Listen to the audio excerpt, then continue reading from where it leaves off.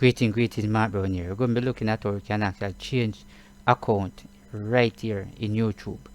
The first thing to do is to come right over here. You notice you see the picture right here. So you're going to click on the picture. When you click on the picture, you notice you see all of these here where they say your channel, purchase and mentorship, your studio, switch account. So this is where we're going to focus on. So we're going to click it.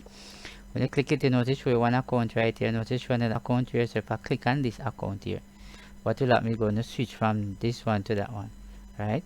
You notice it's showing up here. If you notice, it's going to switch up here right here. But in the meantime, let me pause this. Just the same, right? And if you notice, it's going to show up here that it actually switch the account.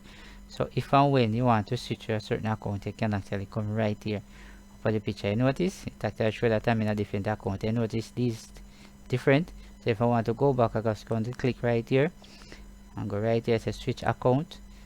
I go right down here and just click. Right, if you have to show that I can actually add a next account to it. So if you notice, it actually taking back around here so far. So this is how you actually switch account right here in YouTube. So hope you have learned something from this video. So remember to share it